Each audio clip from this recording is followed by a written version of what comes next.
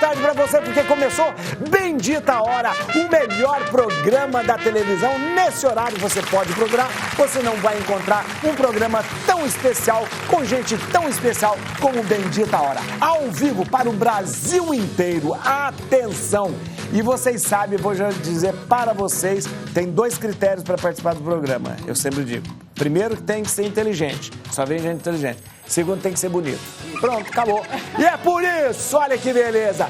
Só vem gente bonita no programa. Hoje você arrasou, hein? Hoje não. Hoje nós, olha aqui, ó. Pra mostrar que esse programa só entra gente bonita. Quem tá com a gente, já vou mostrar pra vocês. Olha aqui, ó. Já vou mostrar pra vocês. Giovana Fillier. Isso. Olha, Miss... Pode dar um close aqui, ó. Miss São Paulo, olha a faixa. Olha que moça mais linda do mundo, gente, olha lá. Olha aí que beleza. Miss São Paulo, primeiro foi Miss Itu, depois Miss São Paulo, vai ser Miss Brasil e vai ser Miss Universo também. Atenção, olha. Vamos à torcida. Isso mesmo. Obrigado, viu, Giovana? Eu que agradeço muito pela obrigado. oportunidade. Nós vamos saber de você tudo de concurso de Miss, queremos que você explique tudo pra gente, tá bom? Combinado. Doutora Cíntia Duarte, muito obrigado. Doutora Cíntia, doutora em estudos de desenvolvimento, obrigado por estar aqui com a gente, muito obrigado. Viu? Tá com 2 livros aqui, ó, que a gente vai mostrar pra você, mas a Laura falou, não fica mostrando antes, não fica mostrando nada, mas obrigado, viu? Eu agradeço. Muito obrigado mesmo, viu? Doutor Gleugo, olha aí, Porto, muito obrigado. Doutor Gleugo é médico integrativo, obrigado, viu, doutor? Muito obrigado pela confiança. Muito obrigado, tá? Porque ó, isso nos ajuda demais e eu acho importante que a gente esteja aqui para trazer informações relevantes, importantes e abalizadas, né? Viu? E olha quem está com a gente, Meire Camilla, grande palestrante, teóloga, psicóloga, apresenta programa aqui na Rede Vida. Obrigado, Meire. Obrigada, eu que agradeço, eu estava com saudade de você. É verdade, só que eu estou vindo aqui só para ver se eu pego você, porque você nunca vem quando eu estou apresentando, tá bom? Tá certo? Eu tento, padre. Tá vendo? Você. Olha aí, tá vendo? Vamos ver o pensamento. Eu achei, né? Achei que era o Padre Marcos. Padre Marcos, enganaram. Vamos ver aqui, ó, o pensamento do dia aqui pra gente. Cuide dos seus achados, esqueça os seus perdidos. Olha, é isso mesmo? É isso mesmo. Porque a vida é assim, é o presente, né? É o que tem na hora. A gente não fica lamentando, que eu perdi. Não, porque já foi. Eu acho que o passado ele já foi. A gente pega só o ensinamento e a gente vive o presente e agradece. Porque senão a gente fica só se lamentando o que perdeu e não agradece o que tem, né? É uma frase interessante. Cuide dos seus achados, esqueça os perdidos. Você já que perdeu, pronto, esqueça. Né? Isso, já foi. Esqueça. Nem ficar pensando demais no futuro. Nem ficar pensando. Mindfulness, né? Senão a gente fica só lá no futuro também, não vive o presente. Como chama aqui, né? Estresse, né? Estresse que faz a gente ficar... Ansiedade. Né? As doenças mentais, elas são atreladas à questão do tempo, né? Passado demais é depressão e futuro demais é ansiedade. Ai, meu Deus. Então, a saúde mental é você estar no presente. Está no presente, é verdade. Muito bom. Olha, só gente inteligente aqui pra gente conversar. E olha aqui, ó. Deixa eu falar, dá licença aqui que eu vou falar.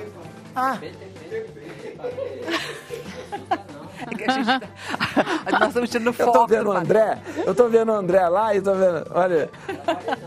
André, você me atrapalhou aí, tá vendo, André? A gente vai ter a nossa enquete, né? Lembra que a gente fazia sempre enquete? Verdade, aí agora enquete. Voltamos aqui, ó, dia 10 de junho é comemorado o dia de qual país? Itália ou Portugal? Nem eu sei disso aí, não sei disso. Vai ter não. que voltar aí a galera. 10 de junho é comemorado o dia de qual país? Itália ou Portugal? Por que 10 de junho? Tem uma explicação, 10 de junho? Atenção, as pessoas vão procurar no Google, eu também vou procurar no Google, daqui a pouco vai votar no Instagram, @programa Bendita Hora, @programa Bendita Hora, 10 de junho é comemorado qual país, a Itália ou Portugal, e você vota aí no nosso Instagram, para no final do programa a gente trazer para você o resultado da enquete. Muito bem. Beijo! Vamos lá, olha aí que beleza, vamos começar aqui já. Vamos lá. Como podemos conscientizar a sociedade para ser mais inclusiva para autistas? Agora eu apresento o livro. Olha aqui, esse livro aqui, olha gente, olha que interessante esse livro, da doutora Cíntia, Turma do Bem. Doutora, fala pra gente, eu quero para que a gente possa, né, hoje eu vi uma notícia de um desembargador, né, hoje no Brasil, que foi dar uma sentença horrorosa, e ele citou os autismos com uma falta de conhecimento absurda, e disse que o autismo no Brasil se transformou uma fonte de renda para muitas pessoas. Que coisa horrorosa, né? Colocando mais um estigma em cima do autismo, né?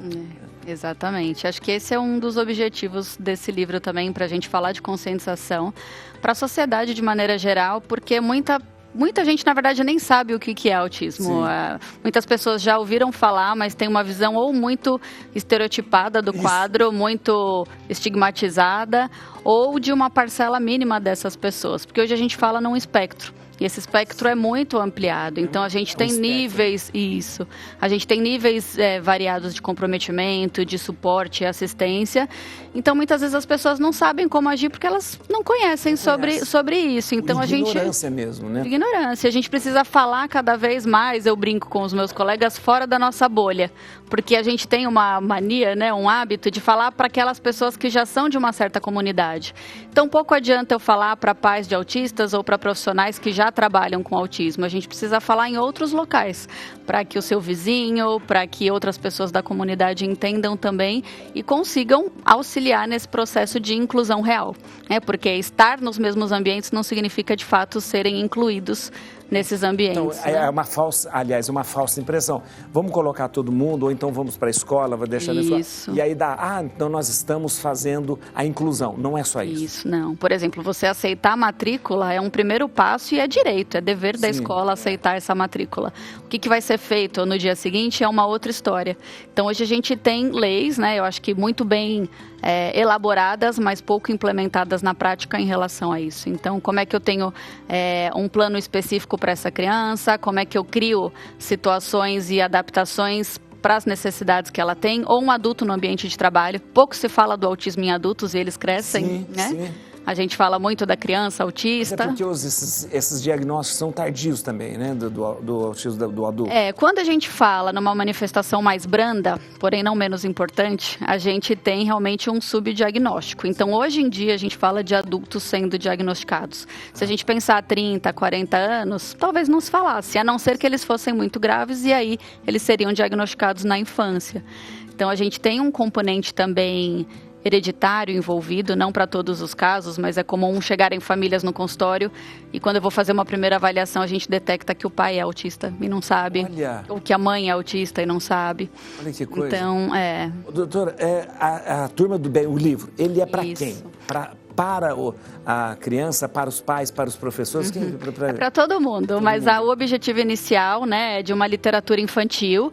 Eu e a Thalita Cicucci, que é fonoaudióloga, que trabalha comigo, que idealizamos esse livro e a ideia era criar um material que a gente pudesse falar com crianças que não têm esse diagnóstico sobre o autismo. Que não tem? Que não tem. Então, a gente pode chamar aí de crianças com desenvolvimento típico, né, dentro do que é esperado para o desenvolvimento padrão.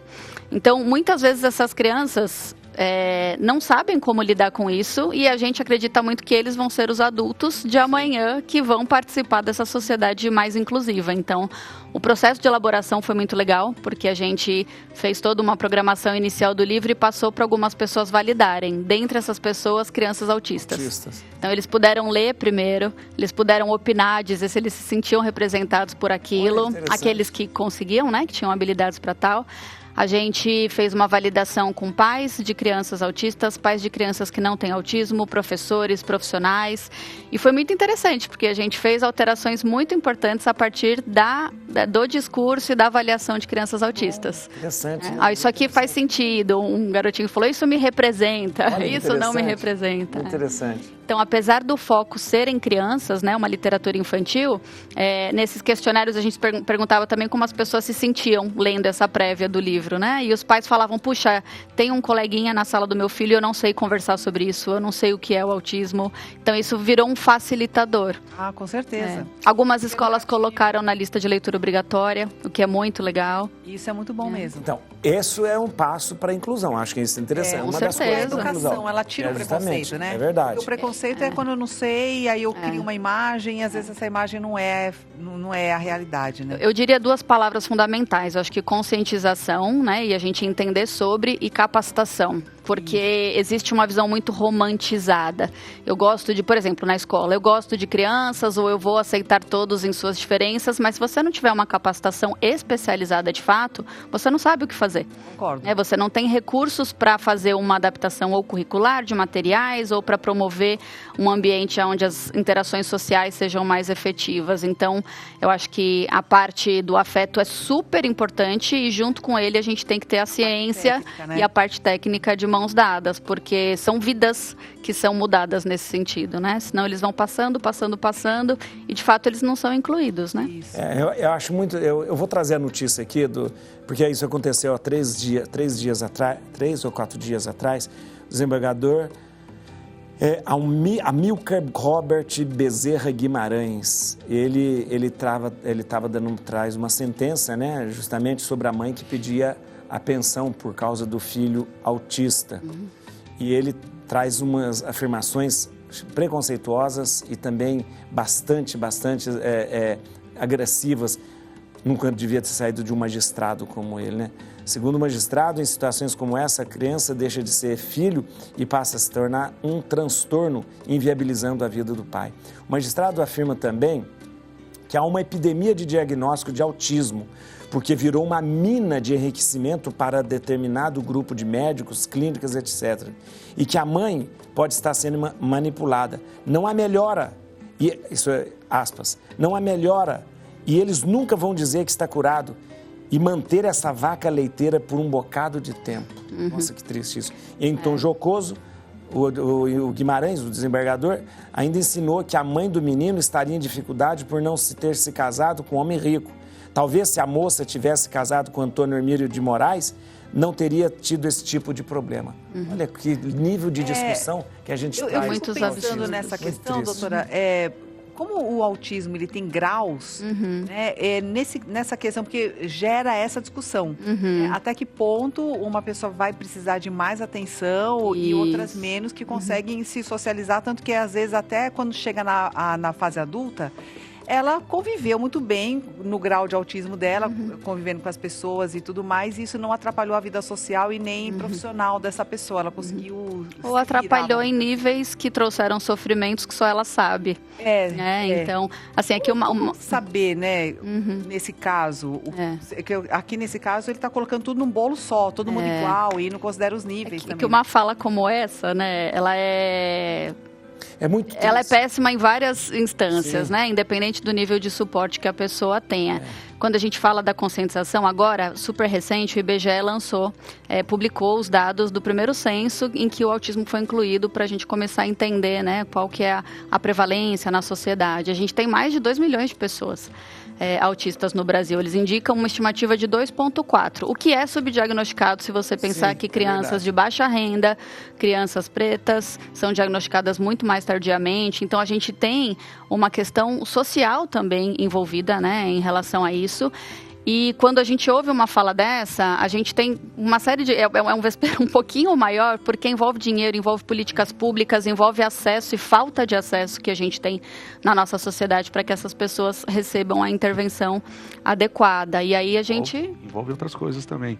Boa parte desses processos são operadoras, né, planos de saúde, que estão brigando com um parente. Isso. E a gente sabe como que é a questão da corrupção brasileira, né? Então, muitas vezes, isso é lobby por trás, faz com que um magistrado tenha uma atitude dessa absurda, né? Isso. Porque não tem sentido. O acesso vai sendo negado, né? As por outro lado, judicializam para ter acesso à terapia. Sem querer, né, levantar polêmicas, mas por outro lado também, as leis também são muito complicadas, então o que acontece? Se tivesse coisas mais objetivas, uma fiscalização talvez melhor, não ia ter tanto problema, porque os planos de saúde, eles contratam os piores profissionais que diagnosticam mal ou super diagnóstico, como ele diz, e aí a operadora fica pagando um monte de criança que realmente não está doente, da mesma forma que deixa de pagar um monte que precisa. Agora, então, falta uma questão aí, né? Na sua opinião, você falou que existe uma grande população que nem foi diagnosticada ainda, né? Possivelmente. E a gente vê realmente um aumento de diagnósticos. Será que Isso começou agora ou que já tinha essa população e essa população não era diagnosticada? Essa é uma grande discussão. Se a gente for acompanhar os dados do CDC, né, que é uma agência internacional que faz esse controle da prevalência, hoje em dia fala-se em 1 para 31. Uma criança para 31. É muita gente. Muita gente, E aí muita gente tem discutido. O autismo virou moda, né? Nem todas as pessoas são autistas, enfim. Hoje a gente tem uma ampliação muito maior sobre o conhecimento do quadro. Hoje, crianças, né? Se a gente pensar no diagnóstico na parte infantil, com um comprometimento mais brando, são diagnosticadas que antes não eram. Adultos hoje são diagnosticados. Há também as discussões sobre mulheres serem subdiagnosticadas, porque as manifestações são um pouco diferentes e elas têm recursos de mascaramento desse autismo. Muitas vezes elas nem sabem que são. Então, acho que é multifatorial. E questões fatoriais também biológicas têm sido discutidas, né? O uso de determinadas substâncias, os fatores biológicos. Então, a gente tem um transtorno que é neurobiológico. Então, a gente tem causas aí biológicas e ambientais, né? Há uma atenção maior agora, há mais pesquisas, há mais estudos também que começa mais conhecimento, exatamente. Eu percebi que você não está tomando café e nem você está tomando... Não. Eu tomei café. Não parei. Tô na água. Eu não acredito, gente. Quer o café? Vou torcer mais pra essa Miss Brasil. Vamos ler. Anvisa aprova o uso do Mounjaro para tratar a obesidade. Olha aí. Peraí. Doutor, o Mounjaro já era usado nos Estados Unidos, em todo lugar. Já. Aqui no Brasil ainda não tinha... Mounjaro é a tizepatida, né? O nome do princípio ativo, né? Tizepatida. Isso, tizepatida. É isso mesmo, ela tizepatida. Isso. E aí o que acontece? Ela já é utilizada há algum tempo fora do país. Aqui no Brasil a gente também já utiliza há algum tempo. Era permitido as farmácias de manipulação manipular. Já faz. É permitido, né? Então, assim, eu já trabalho com ele há um bom tempo. Doutor? E agora chegou a original, né? A referência, que é o Mounjaro, chegaram nas farmácias, só que em 2 dosagens, as 2,5 e as 5 miligramas. Caro esse Mounjaro, né? É caro. Caro. Nossa Senhora. Bem caro. Mas também, assim, hoje barateou um pouco e tem a opção do manipulado, que é excelente, entendeu? E... Agora, assim, hoje foi permitido, o único problema é que a Anvisa permitiu, mas não com prescrição médica. Não, ele está livre? Como era o Ozempic anteriormente. Então, o Ozempic hoje precisa. Mas ninguém usa mais. Aí depois teve o outro que chamava o Wegovy. Isso. Wegovy. O Wegovy precisa também? Precisa, menos o Mounjaro. O Mounjaro não precisa. Gente, eu não entendi essa, eu não entendi. Então qualquer um pode comprar o Mounjaro. Pode, mas assim, a droga realmente ela funciona e funciona muito bem. O interessante é que, inclusive, acho que foi ontem isso. Foi ontem ou antes de ontem que a Anvisa também colocou... não só liberou, mas como liberou para tratamento de obesidade, porque tinha muitos médicos que batiam tratamento de diabetes, o pessoal usando isso para emagrecer, que isso não funciona direito, que isso vai causar algum problema, e não é, isso aí já vem sendo feito, já é liberado em vários países do mundo, ou seja, os nossos pacientes aqui do Brasil que estamos sofrendo com a falta de desinformação, a falta de informação. E agora eles colocaram, para obesidade também, tratamento de obesidade. Se a gente para de usar, engorda? Então, aí é um contexto, né? Tem pacientes que sim, é a minoria, e alguns não. Por isso que a gente propõe um tratamento num tempo suficiente para você criar o hábito. Como os estudos dizem, está aqui para comprovar, a gente cria um hábito entre 60 e 90 dias, você consegue se habituar a alguma coisa. Então, você tem que fazer com que seu cérebro se habitue a alguma coisa dentro desse prazo. Pelo menos é o que eu faço e dá muito certo. Tem que educar, né? Se reeducar. E aí você depois você vai mudar os hábitos, vai fazer com que aquela pessoa comece a ter aquele estilo de vida novo e aí vai desmamando. Porém, existe alguns paciente que tem diabetes, ele para de tomar remédio? Paciente que tem hipertensão para de tomar remédio? Né? É verdade. Paciente que tem hipotireoidismo para de tomar... Alguns pacientes não. Mas aí são doses... pequenas para manutenção para alguns. Eu queria saber uma coisa. Por exemplo, por ser uma droga que está todo mundo que meio que na moda, eu ouvi dizer, então eu não sei o que eu estou te perguntando, se tem algum efeito colateral danoso, por exemplo, que dá problema na vista, que dá problema no pâncreas, que sobrecarrega o pâncreas ou coisas desse tipo. como qualquer droga, você pode ter alguns efeitos colaterais, porém, aí é que é o grande problema de liberar isso sem prescrição. Quando você faz um tratamento com acompanhamento médico de um médico realmente capacitado, a chance de ter qualquer efeito colateral é mínima, você entendeu? E não é só isso, a droga promete até 27% de emagrecimento do peso corporal, que é equivalente a uma cirurgia bariátrica. 27%, olha que coisa, eu tenho, inclusive, está postado no meu Instagram hoje, um paciente que foi quase 35% de emagrecimento. @Dr. Gleugo. Isso. Pode procurar aí no Instagram, @Dr. Gleugo. Então, esse paciente meu, eu postei ontem que ele passou lá, ele perdeu de 129 quilos, caiu para 86, quase 35%. Gente. Mas por quê? Porque o acompanhamento foi em 40 semanas, a droga promete em 88 semanas. Usou o quê? O Monjaro. Isso. Usou tizepatida, né? Manipulada. Isso. Seguiu direitinho, né? Porque tem Seguiu as orientações. Que não funciona a injeção porque a pessoa come sem ter fome. Se ela belisca, né? Mesmo sem ter hábito. Porque é um contexto de coisas. A gente, às vezes, precisa dar um ansiolítico, às vezes precisa colocar uma medicação para tirar o açúcar do sangue, outra para não absorver gordura. É um contexto. A alimentação é extremamente importante. Lembra que eu falei aquela hora antes do programa sobre dieta restritiva, cataboliza? Então, você tem que fazer uma dieta hipercalórica, tem os horários certos. Então, assim, é colocar um contexto para aquela pessoa seguir, vai emagrecer bem e rápido. E permanecer magra. Essa é a ideia, né? Você entendeu? É importante até acompanhar. Mas o legal é que as pessoas têm que entender que tem que ser com acompanhamento médico. E o mais importante, ou compra a manipulada de uma farmácia aqui, ou em farmácia comum, porque tá muita gente vendendo aí e os contrabandos... tem isso também. Complicado, né? E tem coisa... mas esquentou, no calor do corpo, esquenta, perdeu a eficácia. Então, traz aquilo tudo na roupa. E o negócio tem que ficar na geladeira. É verdade. Nelita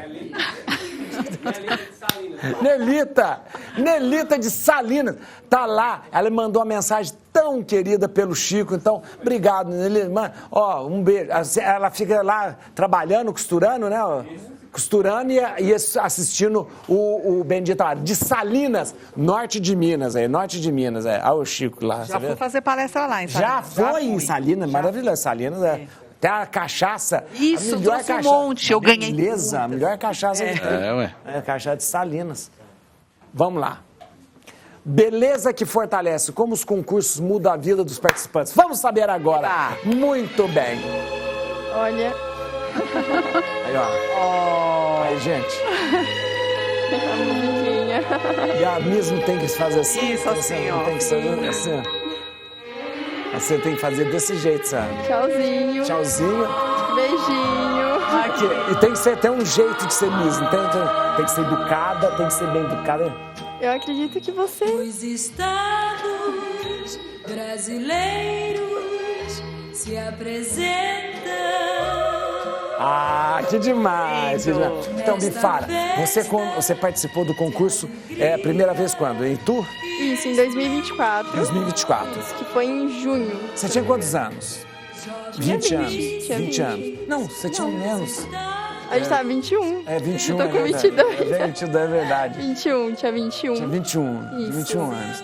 Aí lá, e aí você tinha, alguém convidou você ou você falou, você vai lá, eu vou lá? Não, olha, eu sempre acompanhei o concurso de Miss desde 2014. Mentira, você gosta? Gosto. Que demais. Porque eu sempre vi aquelas mulheres empoderadas e pra mim não é só beleza, é representar uma cultura. É verdade. Então faz parte de uma tradição. Então, Rio Grande do Sul, às vezes a mulher gaúcha, a mulher paulista, com a economia, a Amazonas, então todas têm um certo poder e quando é uma brasileira não perdia por nada. Que demais, olha que demais. Então, assim, no que te transforma, né? Eu acredito que desde o momento que eu escolhi participar de um concurso, eu já comecei uma preparação dentro de mim. É se autoconhecer para você transparecer isso para as pessoas. Então, mostrar quem você é. E você também é uma comunicadora, tanto é que até que eu peguei até um livrinho aqui. É verdade, uma comunicadora, porque é verdade. Eu quero aprender e a gente tem um dom de influenciar não, mas assim, persuadir, colocar uma emoção. Influenciar, eu acho que é interessante, influencia sim. É uma personalidade e eu acho que é importante usar isso, como você falou assim, não vai além da beleza. A beleza é quase que uma maneira de chamar a atenção para si, mas vai além da beleza. Muito além, muito além. Tem que ter o conhecimento do seu município, que eu estava representando o berço da República. Berço da República. A Roma brasileira. Isso mesmo. E hoje Olha, eu represento um estado que também é rico no automobilismo e é isso que eu quero levar para o concurso nacional. Sim. Então é muito conhecimento e a capacidade de você ajudar as outras pessoas também. Então eu pego causas sociais. Eu comecei com causa animal, que eu faço desde 2014. Ah, você já fazia isso? Você já fazia isso? Porque eu acredito que você também não precisa ser Miss para você ter uma causa. É verdade. A partir do momento que você consegue ajudar, você faz. É verdade. Então, os animais, para mim, é meus anjinhos de 4 patas. Eu tenho 14 gatos. 14, pelo amor de Deus! Todos resgatados. 4 cachorros. 4 cachorros, olha que demais. Ah, não, então você tem lugar de fala. Você tem lugar de fala, né? Olha aí. E hoje eu também quero pegar outras causas também sociais para dar voz, para influenciar e para atrair outras pessoas que são fora desse mundinho, igual você tinha falado. Aí você veio, participou do concurso Miss São Paulo. Sim. Miss São Paulo foi que dia? Foi dia 10 de abril. 10 de abril. Aí você, todas as cidades de São Paulo, lá, aquela coisa toda, e você foi a vencedora de Miss São Paulo. A gente passa por um confinamento. Tem um confinamento? Igual BBB, assim, olha que interessante. Tem preliminar, porque você também tem que conviver bem com as outras meninas. Foram 32 candidatas. 32 candidatas. Em busca de um mesmo objetivo. Então você tem que ter uma cordialidade também. Então você precisa... Não pode ter rivalidade. Não, pode ter... não, a gente não preza por isso. Não. São todas mulheres. Tem umas chatas também, não tem? Não pode falar. Com certeza tem, Ai, deve ter muito chata lá no meio. Olha, eu não tive esse problema. Você pode falar, todas eram negras. Você pode falar, mas eu sei que tinha umas chatas. Mas é um concurso que transforma muito. Então, eu falo que o Miss São Paulo me mudou muito, porque eu entrei e eu não sabia fazer um babyliss. Olha. E aí, a hora que eu entrei... Você aprendeu a fazer tudo sozinha? Tudo lá? Aprendi tudo sozinha. Maquiagem, tudo? Não, hoje não. Tá muito bem feito lá. Aqui, a Miss ainda tem aquele negócio que não pode... você tem namorado? Não, né? Tenho. Pode ter namorado? Não hoje pode ser casada? Pode ser casada? Pode ser casada. Não podia ser casado, não, né? Não tem limite de idade. Pode ter filho, não. Gente, pode ter filho. Só pode ser casado, não pode ter filho. Não pode. Pode ter filho? Pode ter filho também. Ó, antigamente não podia casar, não podia ter namorado, filho. Não podia ter filho, né? Não podia nada. Aí hoje, mas é mais inclusivo também, né? Senão ficava o quê? Né? Porque hoje, por isso que a gente fala, não é apenas beleza. Você tem que defender algo, tem que ser realmente uma mulher com conteúdo. Tem que transparecer porque isso. é um representante do país, né? Exatamente. Não, é verdade, ela vai representar. Daqui a pouco ela vai ser Miss Brasil. Com certeza, ela vai ser Miss Brasil. Já elegi, você viu, né? Aí ela vai representar o país, vai representar o país fora. É aquilo que você falou. Vai ser a cultura, vai ser os costumes, né? Você vai levar tudo isso. A representação da mulher brasileira. A mulher brasileira. Chegar lá fora, o pessoal não sabe nada. Interessante.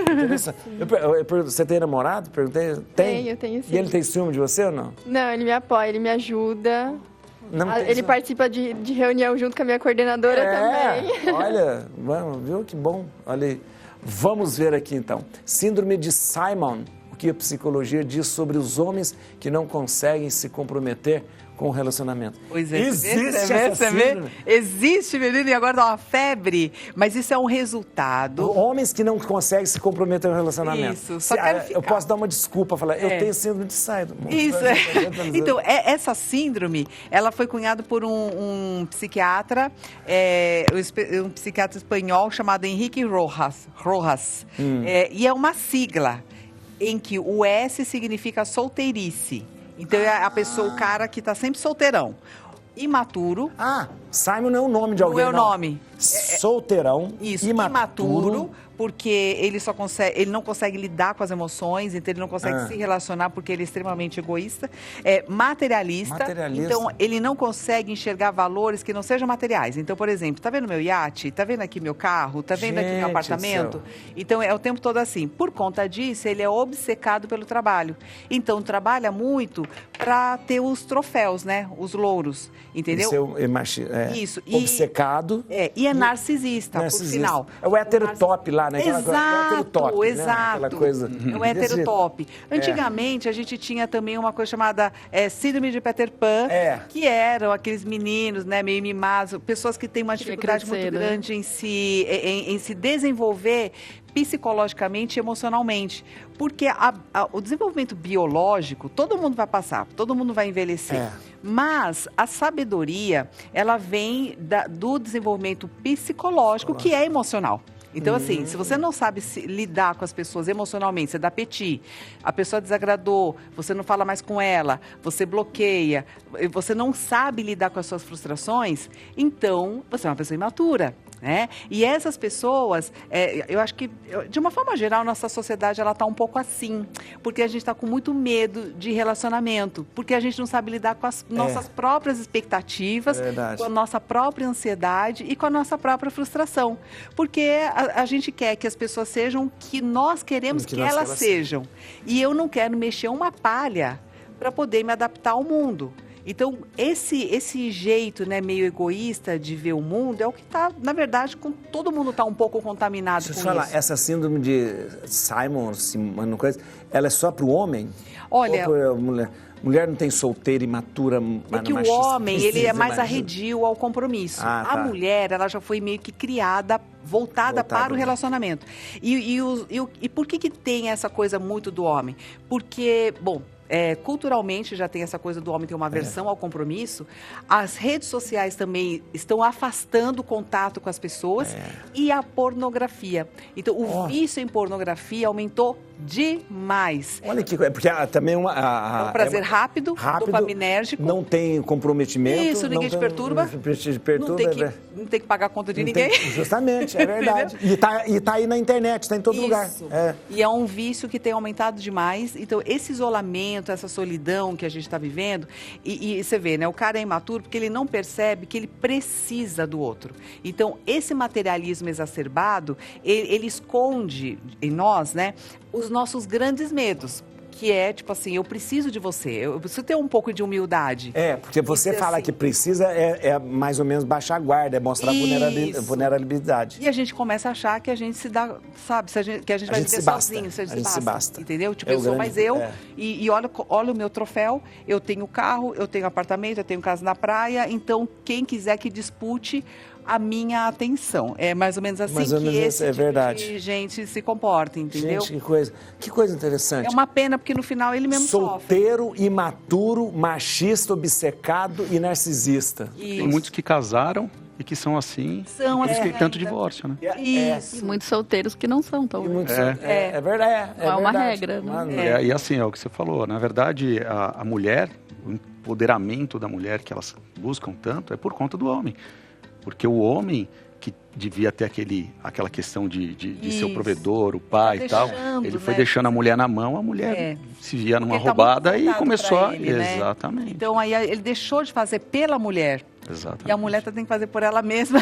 Então, cuidado, a gente tem que dar atenção. Se tem uma pessoa tem que fazer solteira, imatura, machista, obcecado, joga no lixo. Ó... A Adriana Mota, rapidinho, Rodolfo, vou falar, a Adriana Mota falou assim, padre, a inclusão está só no papel, não se tem esse espaço da pessoa autista com a sociedade. As pessoas ainda têm um preconceito, não só com o autismo, mas com todas as outras comorbidades também. José Ernesto falou que concorda também. Legal. Vamos ver aqui, gente.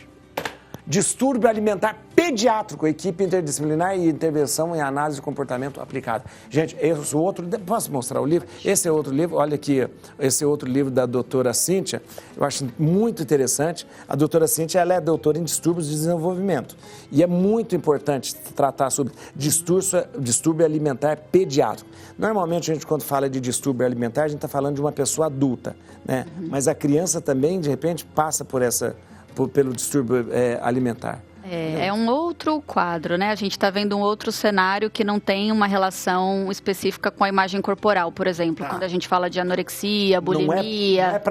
Não é para ficar magro, não é para... São outras questões. Quando a gente pensa no autismo em si, os estudos mostram que de 70% a 90% até chegam a ter alguma dificuldade para se alimentar.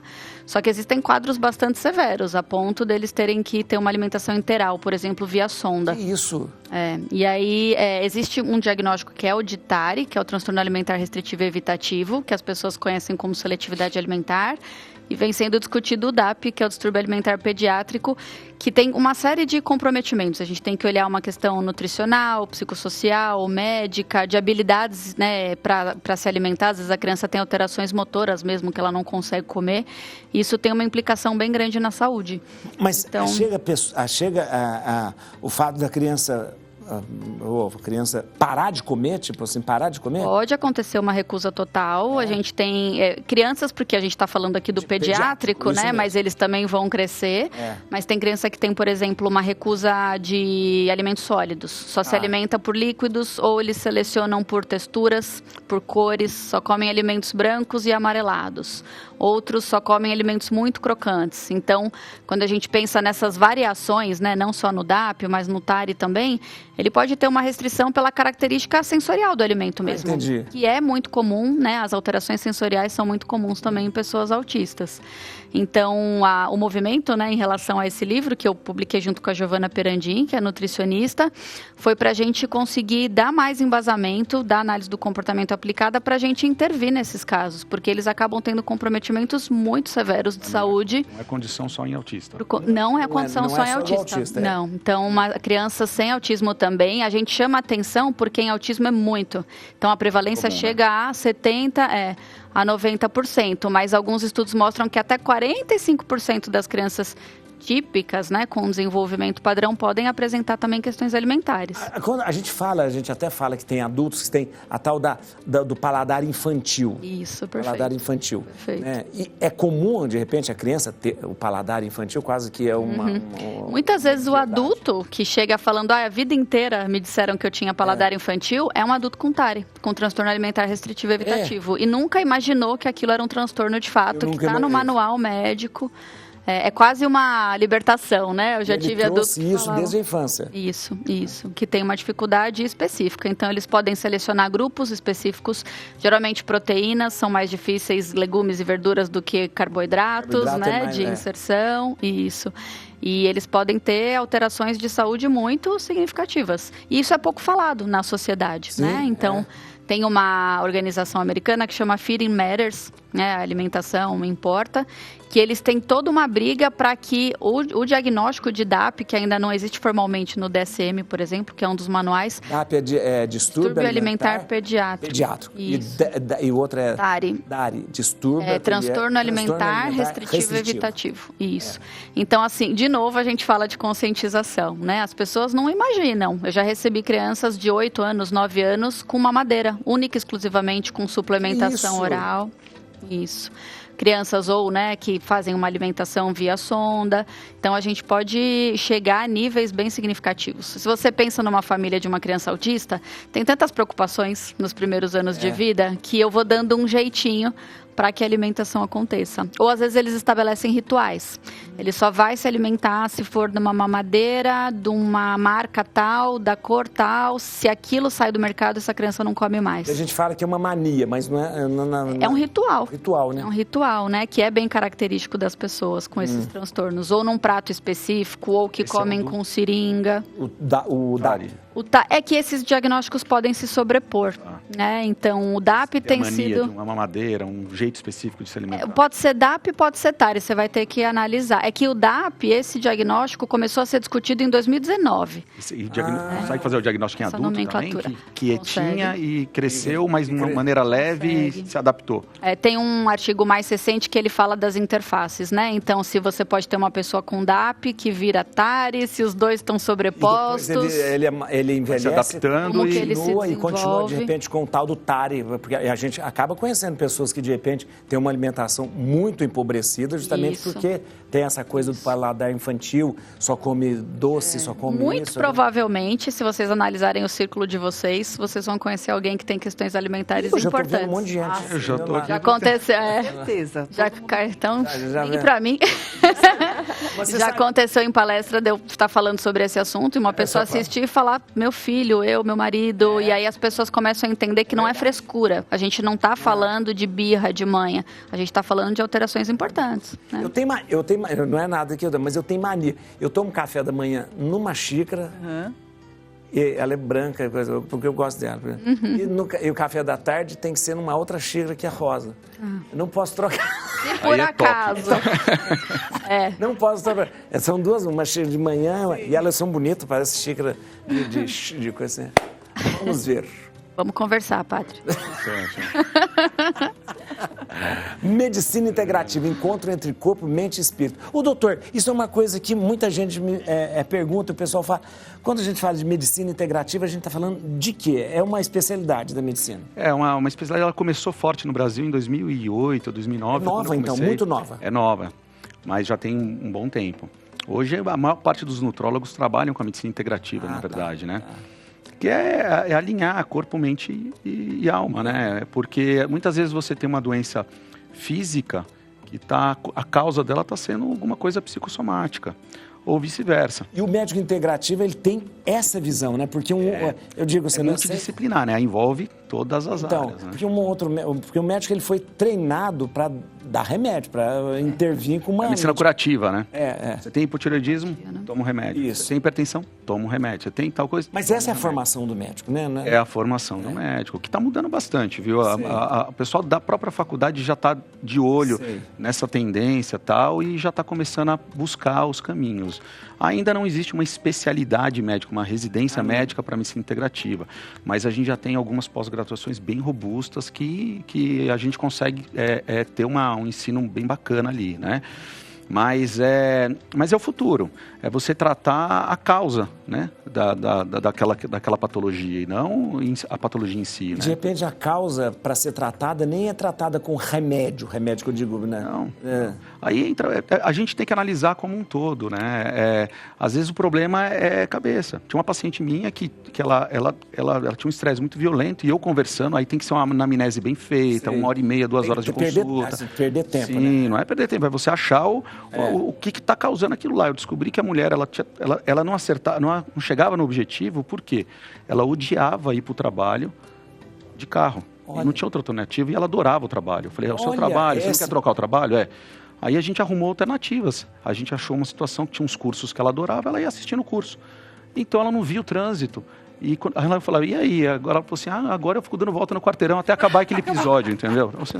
Então, para você ver que são coisas bestas, não são? Mas olha, uma coisa que mas ela não tinha, o estresse era tão forte de ir e voltar, que ela não conseguia atingir os objetivos que a gente queria no tratamento dela em si, melhorar a pressão, melhorar a diabetes, porque interfere em tudo, né? O psicológico é verdade. Então, assim, a gente tenta tratar, obviamente, a gente usa remédio quando precisa, mas a gente tenta entender o indivíduo como um todo para tratando ele da melhor forma. Hoje também eu falo, né, eu sou referência hoje em celulite, né, em tratamento... É isso que eu estava vendo, isso que eu ia falar, lipedema e celulite. Exato, hoje eu fui considerado 2 vezes seguidas o melhor do mundo no tratamento da celulite, principalmente em coxa. E assim, muitas pacientes minhas, elas...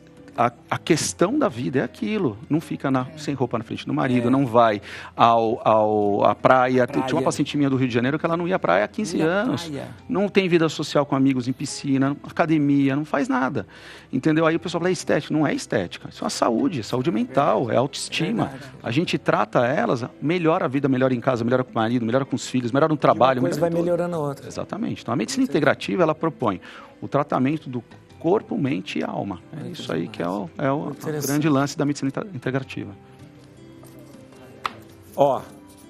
Quem vai escolher uma música para gente terminar o programa é a doutora Cíntia. Você vai escolher uma música. Faço ideia. Fala uma música da sua vida que você gosta, pra gente terminar. Não sei. Pode falar, pode. Posso passar essa bola? Fala aqui, qual música que você gosta? Gente, não sei. Fui pega de surpresa. Isso mesmo. Não, Disney não é meu. Não sei. Que música? Fala aí. Trem-bala, uma bonita aí. Trem-bala? Bonita. Trem-bala. Trem-bala, a gente vai terminar o programa então hoje. Acho que é esse o nome. É Trem-bala, né? Trem-bala. A nova era dos concursos de beleza. O olhar nas competências intelectuais. Muito bem. Miss São Paulo. Giovana. Miss Universe São Paulo. Deixa eu te falar uma coisa. Essa coisa interessante. Você falou uma coisa muito interessante. Vai além da beleza. A beleza, na verdade, você chama concurso de beleza. A gente tem que ver. Também não vai falar, vai além da beleza, botar gente feia lá. Também não dá. Também não é. A gente vai romantizar demais o negócio. Isso. Pelo amor de Deus, né? Mas vai para além disso. E E tem esse olhar para a questão da intelectualidade também, né? Sim. A minha preparação até o Nacional é uma equipe que está me preparando e ela está bem forte. Então, é psicólogo, é fonoaudiólogo, é pessoas na área da estética, médica...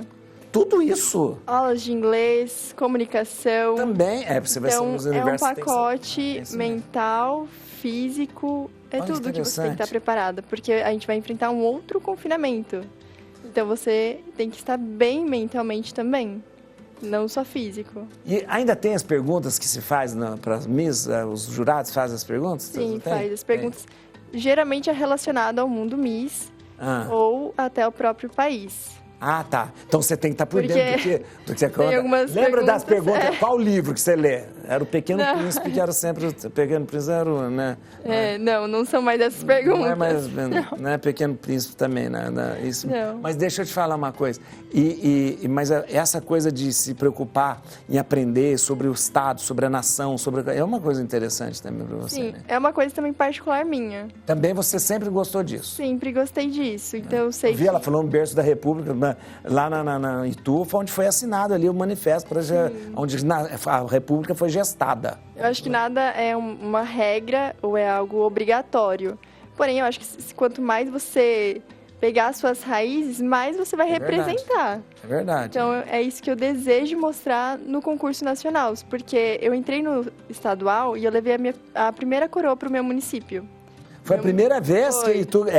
Ele participava há 61 anos. Nossa, foi a mãe! Primeira. Então eu falei, eu quero muito a coroa estadual. Porém, eu só vou conquistar ela se eu representar bem o meu município. Como eu amo muito ele, fiz um processo ali trabalhando 1 ano com o meu município, eu falei, eu estou leve, eu estou aqui representando Itu. Então, se eu estou aqui, eles vão ver a minha capacidade de representar o estado. Essa é a coroa de Miss São Paulo. Isso. Bonita, né, a coroa? Sim, e pesada. Pesada? Pesada. Toda a coroa é pesada. Olha, dá um close, né, a coroa dela ali pra gente ver. Olha, muito bonita mesmo, muito bonita. Aí ela fica com você 1 ano. Ela é minha. Ah, ela é sua? Para o resto da vida? Sim. Eu pensei que trocava, também. Não troca. Eu achava que ela dava para outra, põe, tu coroava. Não, vai ter uma outra coroa. Tem uma coroa que passa para outra, ou não tem? Não? Olha que demais. Pode falar. Ela dá o microfone para ela.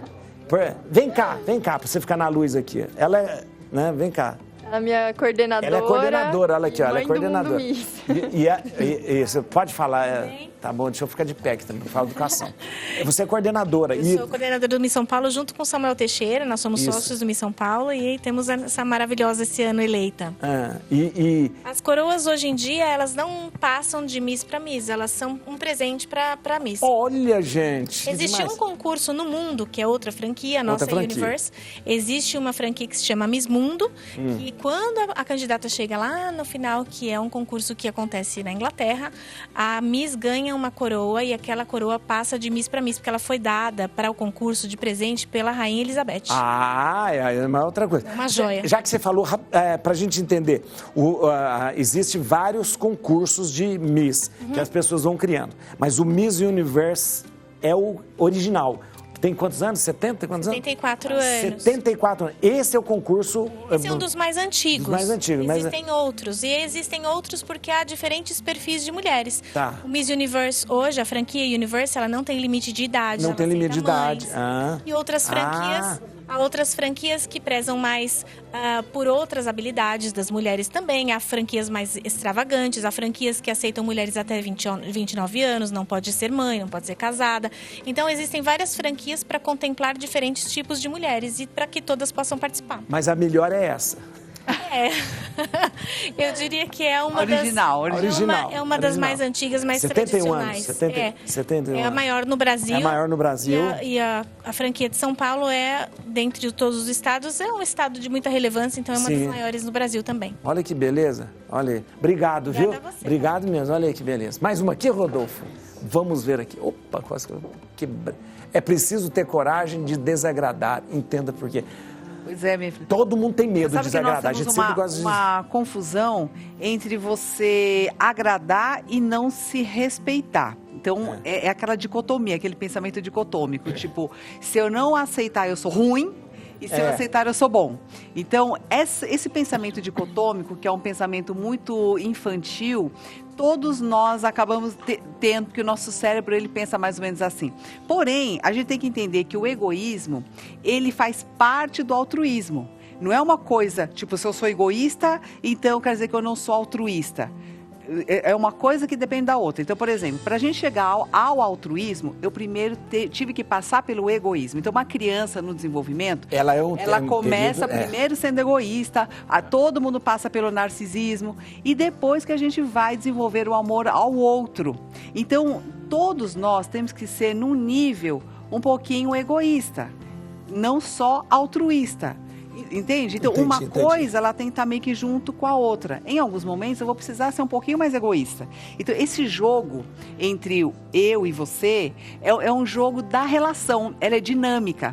Então, e é isso que a gente não consegue entender. A gente quer uma coisa certa, do tipo, é sim ou é não. Tipo, aquele dia você falou sim. Você falou que não gosta de pizza e hoje você quer comer pizza. É verdade. Assim? Então, é como se a pessoa não pudesse mudar de ideia, né? Então, esse pensamento de a gente achar que a gente ou é uma coisa ou é outra, tipo assim, eu falo, olha, eu não posso fazer esse favor para você hoje. Ah, então você não presta. Então você não gosta de mim. Então você não me ama, né? Então essa coisa da gente não entender que todos nós temos esses dois lados é um problema na hora de fazer o limite. É verdade. Às vezes a gente tem empatia demais, tipo assim, eu me coloco tanto no teu lugar e esqueço de mim. Tem hora que você tem que ser um pouco desleal com o outro. Eu li, quando eu era adolescente, eu nem sei se existe, 3 livrinhos, um chamava Xi, um chamava Ri, um chamava Ui. Eu tenho. Tem? Demais. Nesse livro eu aprendi, nesse momento, na vida você tem que ser, em algum momento você precisa ser desleal com alguém para você ser leal a consigo mesmo. Isso. Né? E é natural, porque às vezes nem todos os valores pessoais, nem todos os princípios vão casar. Isso. Faz parte, né? Às vezes você não pode, né? Às vezes você dá sempre uma coisa para alguém ou faz um favor para alguém, no dia que você não fizer, você... Pronto. Bacana, não presta, né? Presta. E a gente tem que entender que todos nós, uma hora, vamos agradar. Claro. Né? Vamos ver o resultado da nossa enquete. 10 de junho é celebrado o dia de qual país? Itália ou Portugal? Vamos ver. Olha a resposta. Vamos ver. Ufem os tambores. Itália, 36%, 63%. Todo mundo foi ver na internet. Portugal. E, na verdade, o dia é de Portugal. Aê! O dia de Portugal, sabe por quê? É o dia de Camões e das comunidades portuguesas, celebrado a data 10 de junho de 1580, data da morte de Camões. Isso, Camões sendo também este dia dedicado ao anjo custódio de Portugal. Esse é também o dia da língua portuguesa, dos cidadãos e das forças armadas. Eu sabia que hoje era o dia do anjo de Portugal. A Carmen Lígia Teodoro Zwicker acertou, ela falou assim, 10 de junho comemorado o Portugal. Camões, olha, grande Camões. Leu Lusíadas? Não vai falar que já leu Lusíadas, não. Não, acabou. A música que a doutora Cíntia aceitou da Miss. Isso. É o trem-bala, né? Doutora Cíntia, muito obrigado. De nada. Obrigado mesmo. Aqui, ó, eu quero que você acesse o site, atenção, da doutora Cíntia aqui, ó. Nexoix.com.br, tá lá, tá bom? E também no Instagram da doutora, @DRA_Cíntia Pérez Duarte, viu? Ou então o Instagram, @Nexo_IC, né? Tá bom? E também no Instagram, @Turma do Bem _oficial. Tá bom? Obrigado. Muito obrigada. Giovana, que alegria ter você aqui. Muito bom, viu? Muito bom. Obrigado, viu, por ter vindo. Olha, e você é uma simpatia. Além de ser muito bonita, uma simpatia. Nossa, ela vai, o ano que vem, é setembro? Fevereiro. Vamos lá, quando você voltar a ser Miss Brasil, você vai voltar aqui. Tá bom? Siga a Giovana aí, ó. @Giovana Figli. Tá escrito aí, Giovana com 2 N's, Figli, tá bom? Obrigado, viu? Eu que agradeço. Obrigado mesmo. Meire Camia. Yes. Olha, ó, vai seguir a Meire no Instagram site e YouTube, hein? O site é meiricamia.com. No Instagram e no YouTube é @meiricamia. Espero vocês, hein? Isso mesmo. Obrigada, padre. Doutor Gleugo, muito obrigado. Imagina, eu que agradeço. Obrigado mesmo, muito obrigado. Ótimo. Vai seguir o doutor no Instagram, @DrGleugo. Gleugo. Muito obrigado, doutor. Eu que agradeço. Olha aí, ó. Aumenta o som, acabou o programa. Também não é sobre correr.